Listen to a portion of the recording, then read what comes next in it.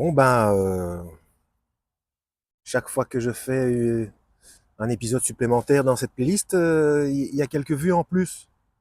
Bon bah, dans ce cas, je vais continuer, hein. Pourtant, c'est laborieux, hein. Moi-même, je ne comprends pas ce que je raconte. Ça part tellement dans tous les sens, mais bon, puisque ça a l'air d'en intéresser certains et petit à petit de plus en plus. Bon, dans ce cas, donc nous sommes le 14 octobre 2025 dans la playlist Apocalypse d'Esdras, épisode numéro 4. Oui, c'est ça. Bienvenue si vous êtes nouveau sur la chaîne. Ne vous fiez surtout pas à une seule vidéo. Allez voir mes playlists. Je traite de tout un tas de sujets très différents. Alors, eh bien déjà, j'ai une information exceptionnelle et formidable, faramineuse, dantesque pour cet épisode-ci. Je viens de jeter un œil là sur une, deux, trois, quatre pages. Et, peut-être pas quatre, mais pendant 3 pages, il n'y a pas d'annotation. Extraordinaire. On va peut-être pouvoir commencer un petit peu à avancer, du moins dans le prologue. Bon, paragraphe 3, c'est parti. Le corps même de l'apocryphe se compose des chapitres 3 à 15 de la version latine, qu'on retrouve dans toutes les versions orientales. En voici le résumé. Version 1. La 30e année après la prise de Jérusalem, Esdras, le même que Salatiel, se trouve à Babylone et, réfléchissant sur les malheurs de son peuple, rappelle à Dieu qu'il l'avait choisi entre tous et que pourtant il l'a délivré à ses ennemis, dont l'impiété et les péchés surpassent les siens. Bon, je rappelle que c'est un évangile apocryphe, hein, que ça n'apporte strictement rien au salut. Hein, il faut lire essentiellement le Nouveau Testament de votre Bible pour tout ce qui concerne le salut. Hein. Ça, c'est simplement des informations supplémentaires. On va voir où ça nous mène, si c'est cohérent ou pas, et si on a certaines informations, comme dans Enoch, certaines choses qui nous permettraient de mieux comprendre euh, certains épisodes bibliques. Mais bon, ça n'est absolument pas nécessaire au salut. Hein, c'est une curiosité. Voilà. L'ange Uriel lui apparaît et lui montre par plusieurs exemples qu'il ne saurait résoudre ce difficile problème. Pour calmer son désespoir, il lui conte l'apologue de la forêt. Il conclut en disant que les derniers temps ne sont pas encore arrivés. À de nouvelles interrogations d'Esdras, il répond par la description des signes qui annonceront la fin du monde et lui prédit qu'il fera de nouvelles révélations après un nouveau jeûne de 7 jours. Esdras transmet cette réponse au chef du peuple, Pheltial, qui est venu le consulter.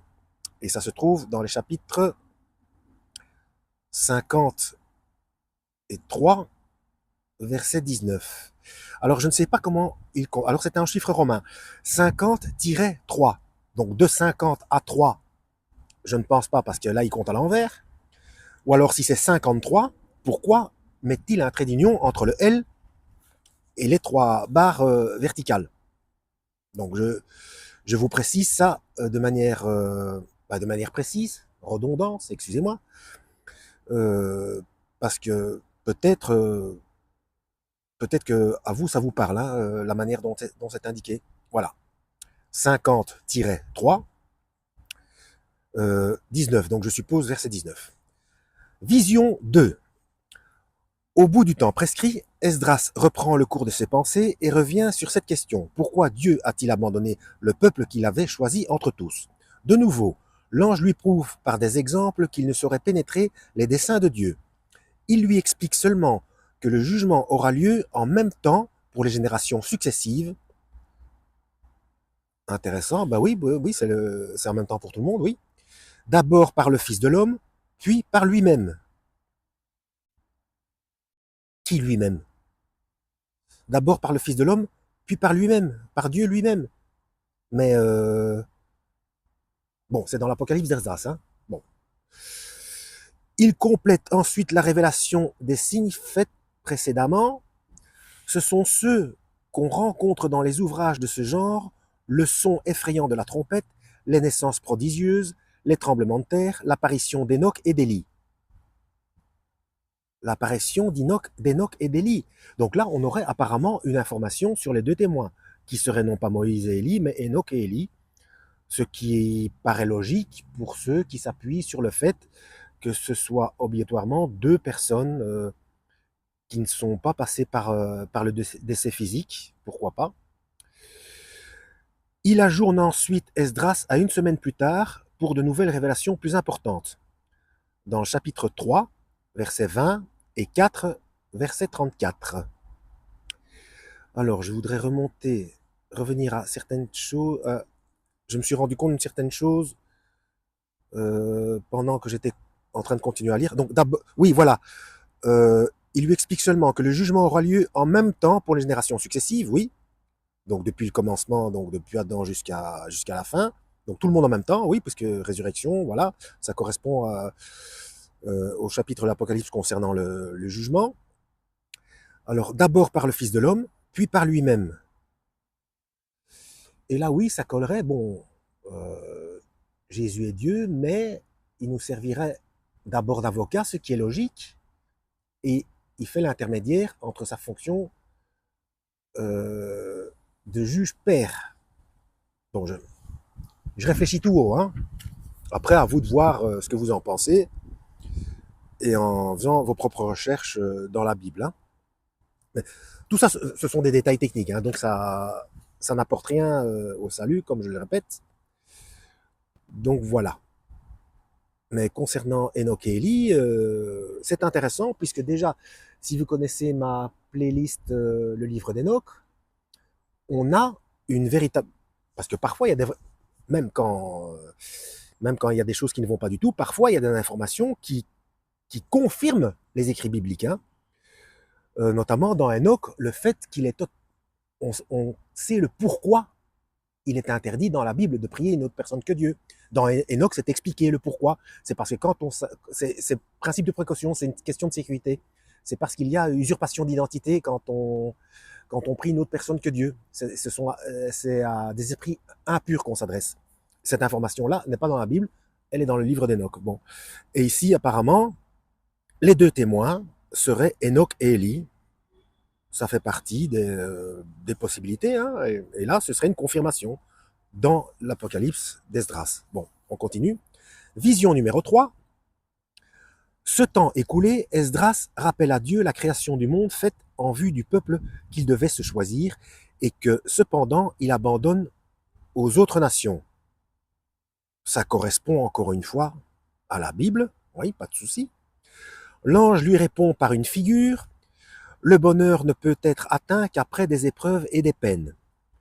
Ceux qui succombent sont ceux qui ont méconnu la loi de Dieu. Il revient ensuite aux scènes du dernier jour, objet des précédentes interrogations d'Esdras.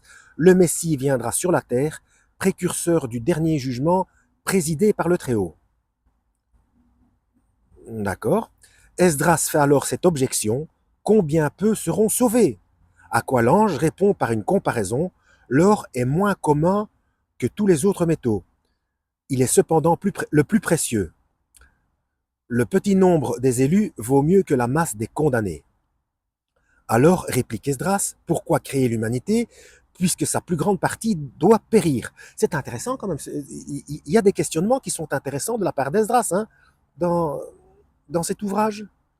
L'ange lui objecte que ceux qui périssent succombent par leur propre faute pour n'avoir pas observé la loi qu'ils connaissaient. Ça, c'est dans les chapitres 4, verset 39 et chapitre 6, verset 39 également. Tiens, là, ça me fait un peu penser au... Ah, attendez, là c'est intéressant. L'ange lui objecte que ceux qui périssent succombent par leur propre faute pour n'avoir pas observé la loi qu'ils connaissaient. Le même verset, dans deux chapitres différents. Pour moi, je trouve qu'il y a parfaite concordance ou corrélation dans les deux versets 9 des chapitres 2 et 3 d'Apocalypse, ou Révélation, ou Découvrement, ou Dévoilement, selon la traduction que vous avez. Vous voyez Intéressant. On doit remarquer dans le récit de la création la part faite au verbe en qualité de démiurge. C'est déjà... Ouh, ça j'aime pas trop. Hein. Démiurge, bon. C'est déjà un exemple d'influence philonienne relative au logos, et c'est dans le même esprit que le verbe est représenté dans l'épître aux Hébreux. Influence philonienne. Est-ce qu'il y a rapport avec Philippe ou philonienne, peut-être un écrit latin, je ne sais pas. Euh, parmi vous, il y en a peut-être qui savent de quoi il s'agit. Esdras demande ensuite des explications sur le sort des âmes, après la mort. Celles des méchants subissent 7 châtiments. Celles des bons reçoivent 7 sortes de récompenses pendant 7 jours. Quoi, c'est tout?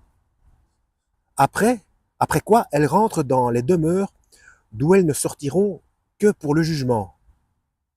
Ça, c'est dans le chapitre 6, verset 40 à 66. À 66, elle est bien bonne.